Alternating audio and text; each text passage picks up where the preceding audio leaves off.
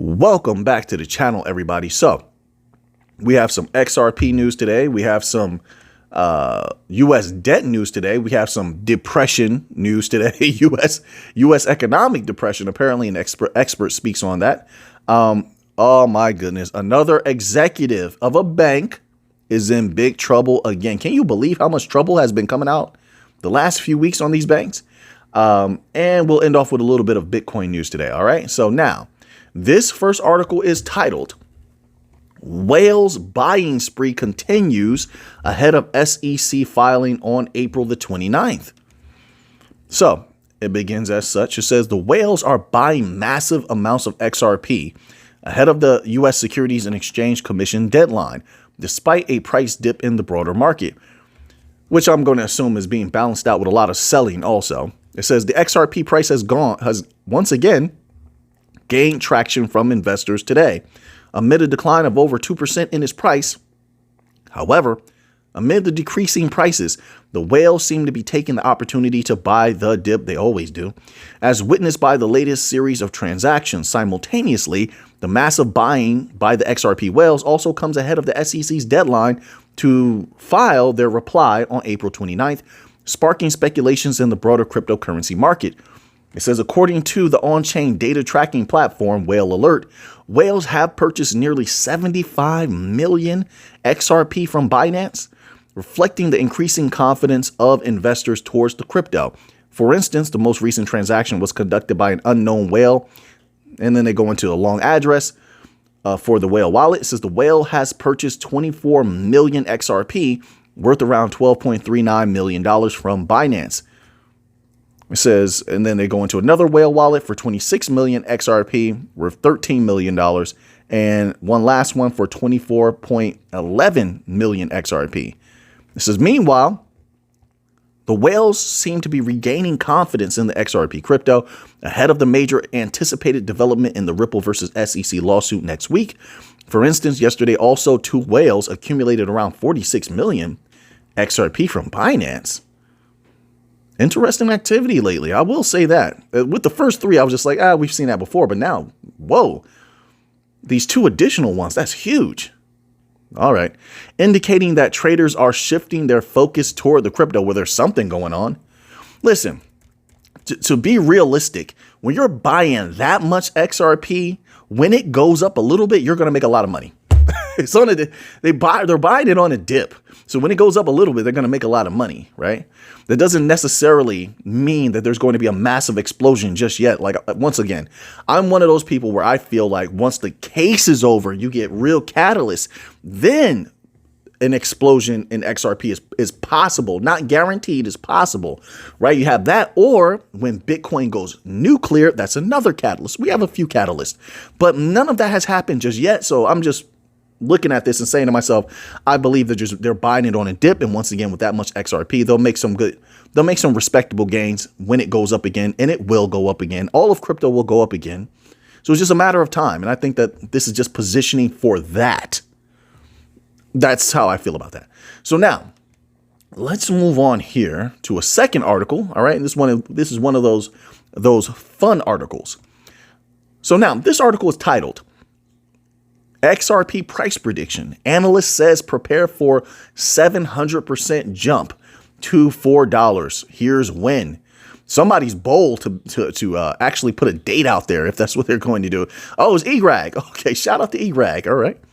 This is the bullish predictions for XRP price are back, even with the bulls struggling to push the crypto on a price surge.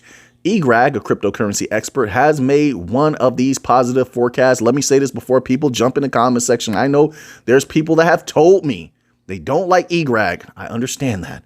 I do like EGRAG respectfully. I'm going to cover this article. All right.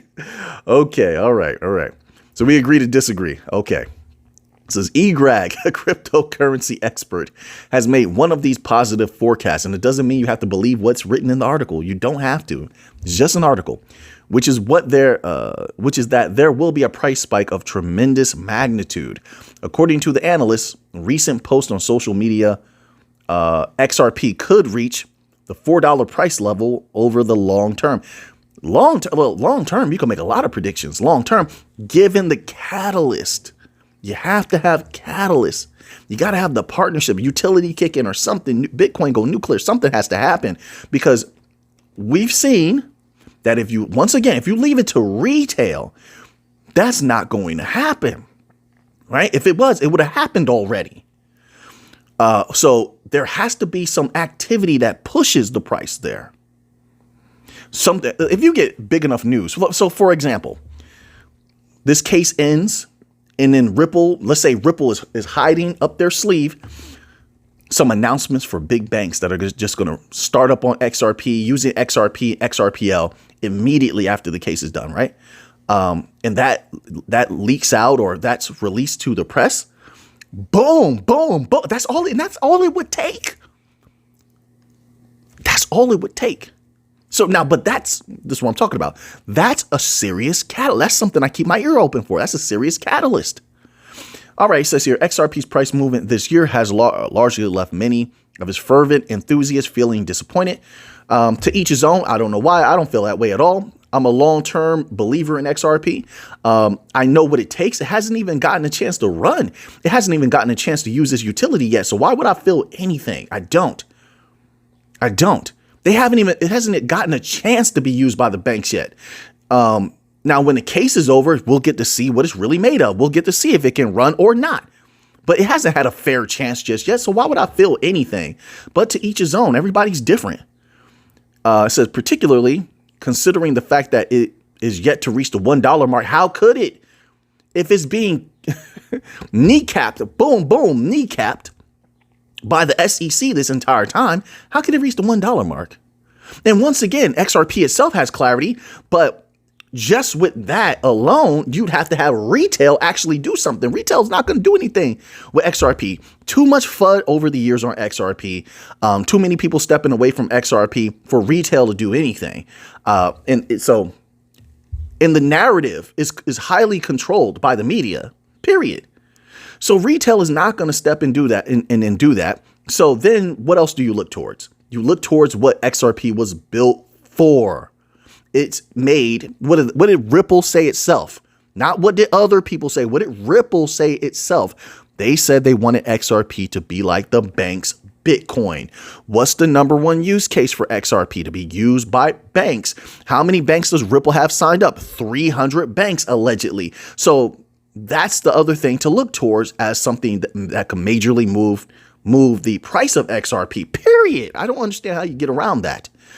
Once again, if retail was going to do it, it would have done it already. You can't pump XRP's price. That doesn't happen. I don't know why people believe that. You can't, or else it would have happened already. People would have pumped that already. You can't do it. It doesn't happen like that. That's not going to happen. In my humble opinion, that's how I feel. If it happens, it happens. But I could be wrong. I'm not like I'm a psychic or something, or I'm sitting in the sky on a cloud and I can do like this and make something happen. No, this is just my humble opinion. Everybody has one, right? So now, let's see here.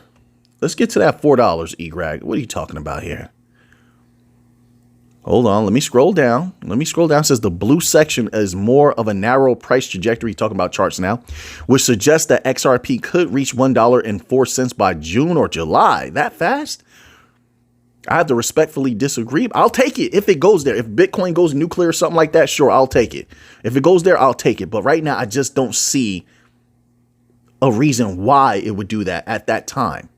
It says with a price range between $1.2 to $1.8, $1.80.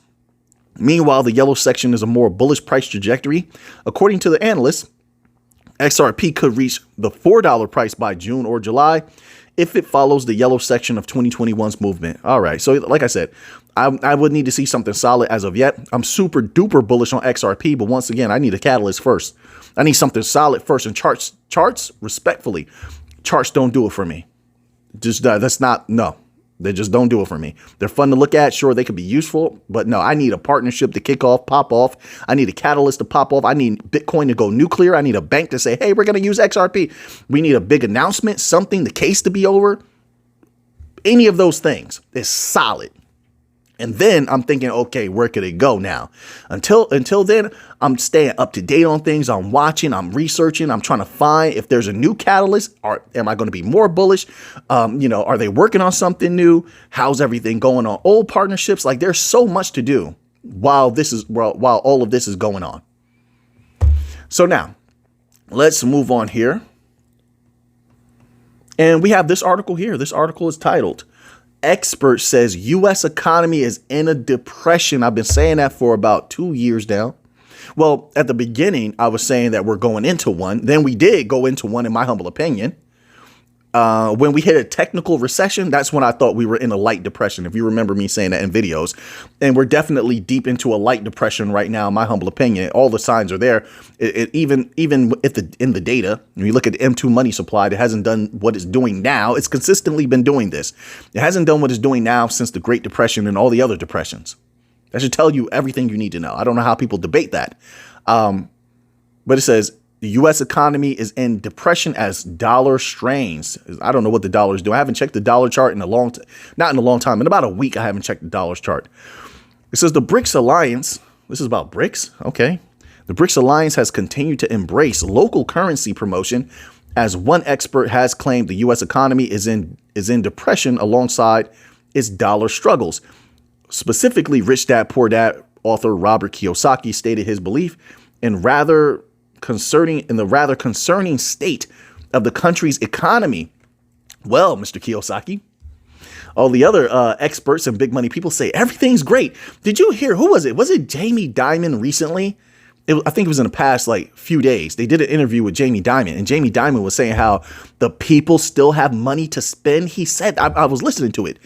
And he said the people still have money to spend. They still have money from, the redacted when they gave out the stimulus checks. What? There's no way you believe that, Mr. Dimon. There's no way. No, I don't know why you said that. There's no way your advisors told you that. You better fire them. You better fire them immediately. We were reading reports that said last year, first of all, that stimulus money was gone a long time ago. But last year, we read reports from real pro agencies that said people's checking accounts and savings accounts were going to zero en masse, to the point where by the time it hit September last year, we were reading articles and looking at data that said people were just living off their credit cards. Wait a minute, because now we had a report come out about a week or two ago where it's showing that people have, we were already reading about people maxing out their credit cards, but we're getting confirmation now. People are maxing out their credit cards, and now they don't even have credit to use. This is why you're having a lot of people in a tough spot right now. Apartment evictions, I believe, are rising. You have car repos at an all-time high, at least from what I've seen. They've definitely been increasing. So I don't know why Jamie Dimon would say such a thing, but it shows you the delusion and the disconnect between the people that are at the top, money-wise, because they're definitely not at the top when it comes to honor, nobility, goodness, or any of that kind of good stuff, but just money-wise. But there's a disconnect there. There's a delusion there. They really don't understand the economy overall. Now, what they're talking about is probably companies staying afloat, and that's mostly through lowering wages, right? Then they could pay themselves more, keep more. That's also due to price gouging, massive price gouging. I mean, that's a heck of a way to rig the system to make it look like you're doing well. Then on top of that, they take into account the data of job postings, right? So they make all of these ghost postings to make it look like they're healthy and they're going to be hiring, even though they do interviews and they don't hire anybody. But they know how to manipulate the system like that. So it makes it look like they're hiring, but they're really not. So then in the data, it looks like they're doing well, but they're really not doing well, right?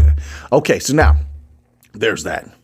It says in a post to X, formerly Twitter, Kiyosaki gave the reasoning why he classifies the currency. It says the currency. Oh, they meant the current. My apologies. That's a typo.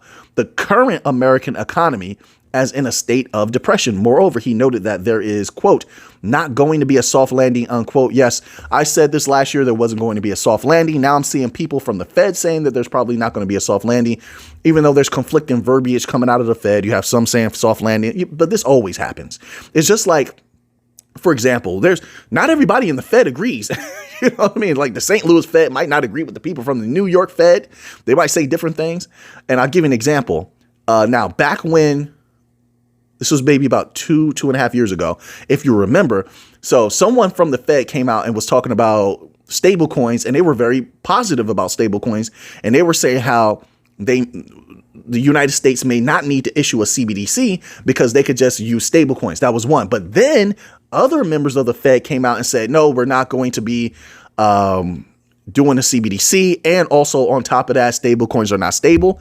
You had two conflicting ideas coming out of the Fed at the same time. They do this all the time. It's just like within regulatory agencies, like in the SEC, you have some people that are pro crypto in the SEC, and they've come out and made pro crypto statements. It's not the whole SEC is bad, but then you have Gensler, who's completely against crypto, probably because he got paid allegedly. I'm just saying. So this often happens. This often happens, right? But anyway, I've heard that lately. I've heard some people talking about there may not be a soft landing. It says here, all the while, the US dollar has continued to be threatened amid ongoing efforts for global de-dollarization. Yes, but nothing is more injurious to the dollar than what the United States is doing to it. Simple as that. It says here, throughout the last year, BRICS Alliance has sought to increase its relevance on a global scale. A large part of the plan has been connected to a desire to increase local use of local currencies. That we know, but how does this connect to what Kiyosaki is talking about? Let's scroll down here. It says there, Kiyosaki described depression as, quote, an economy in subpar growth, unquote. Yeah. So it was something about the GDP. Oh, here, they actually have it here. I'm glad they included this. It says, by the standard, Kiyosaki stated that the United States is in the midst of that currently. His explanation noted that in Q4 2023, the economy grew by 3.4%. However, in Q1 of 2024, the economy only grew 1.6%. And that's what I was about to talk about. I saw a video on that a little bit earlier today on TikTok. So, yeah, I mean, what are you going to say? Definitely, there's a light depression, not a deep depression yet, but it could get there 100%. And inflation will remain sticky, as I said, all of this time. And you see that it has come to fruition. Inflation is still here. I said it about rate cuts not happening like people said it would. A lot of what we predicted based on actual data has come to pass. It says, moreover, he assured that such a state would not arrive with a soft landing. That is only made even more concerning by the continued pressure being placed on the US dollar. Once again, mostly by the United States running up the debt. So with that in mind, let's actually go to the US debt article. Because now with this high US debt, I mean, aren't interest payments past $1 trillion now? It's getting insane. But anyway, it says here, the US government's balance sheet. Oops. Let's let this little pop up. Where's the X on this? There it is. They have these like little video pop-ups that pop up in the middle of the article. The U.S. government's balance sheet. This article is titled, my apologies, U.S. debt surges. Wait, let me scroll up to get the name. U.S. national debt surges $273 billion in 2 months. As billionaire Leon Cooperman, we have another one. It says, warns nation heading toward financial crisis. I might use that as the title of the video. That's a good title right there. I think it's pretty eye-catching. Although a lot of these articles use the word warns, but it's true, right? It's true. It is warns, but people will get tired of that. They'll say these titles always say warning, but that's what the articles say. It says warns nation heading toward financial crisis. They're trying to tell the people are not hearing them. They don't want to hear it. I'm gonna tell you this. Now you're going to understand because you're you have wisdom. You have a greater understanding. You're special. I'm just saying it. It's true. And I say that why? Because I read hundreds of comments sometimes in certain days, not every day, but I read hundreds of comments. And let me tell you something. You understand that there's a financial crisis, but I read a lot of comments where people, they're like, oh, Mick, nothing's going on. We're fine. Everything's okay. This is what I'm seeing. So there's a lot of people that feel like there's nothing going to happen. There's nothing going on. And on top of that, they definitely let me know that they believe in the dollar and the dollar could never be diminished. That's what they say, even though we get articles like this. I'm just putting that out there. All right. So you'll understand why I say what I say, or why I do some things or say some things that I may say. So anyway, I know I probably repeated myself there. My apologies. The U.S. government's balance sheet continues to expand at a scorching pace, with more than $250 billion in debt added in 2 months. New data from the Treasury Department's debt to the penny system shows the country's national debt rose from $34 trillion on February 21st to $34.5 trillion on April the 24th. Wow. It says that's an increase of $273 billion in 60 days. The record high U.S. debt level comes as billionaire investor Leon Cooperman warns that the country is inching closer to financial crisis. I hope everybody is protecting their value. Not financial advice. I am not a financial advisor. I have to say that.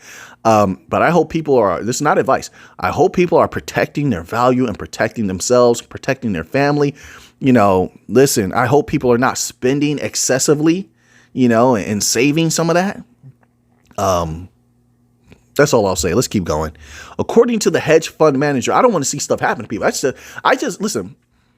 I'm me on the me that you see on camera is the me that you'll see in real life.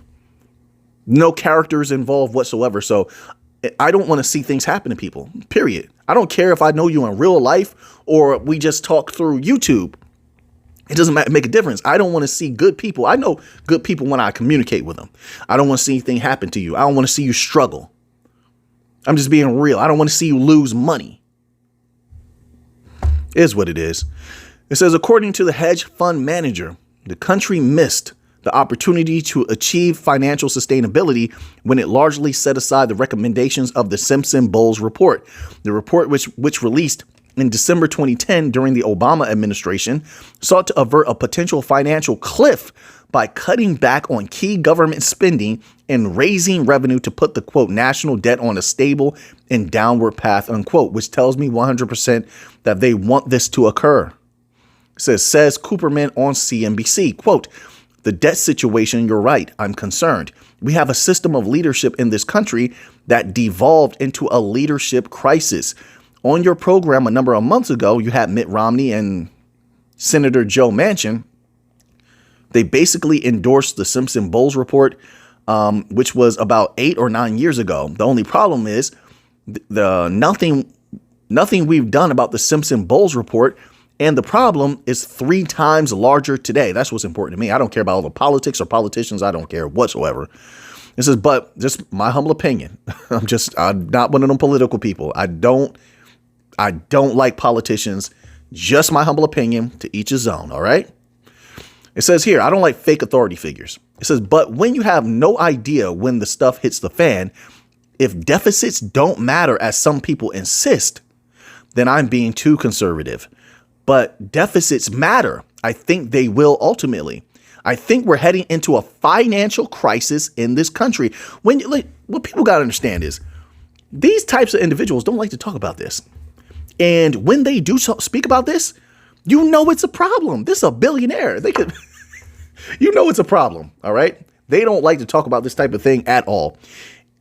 In March, the Congressional Budget Office stated that the federal deficit amounted to $1.7 trillion. Deficit, $1.7 trillion for the 2023 fiscal year, up from $1.4 trillion in 2022. All right, man. So there you have it. I'm so glad that a lot of these people are starting to come out and they're forced to speak about this now, because there's a big problem on the horizon.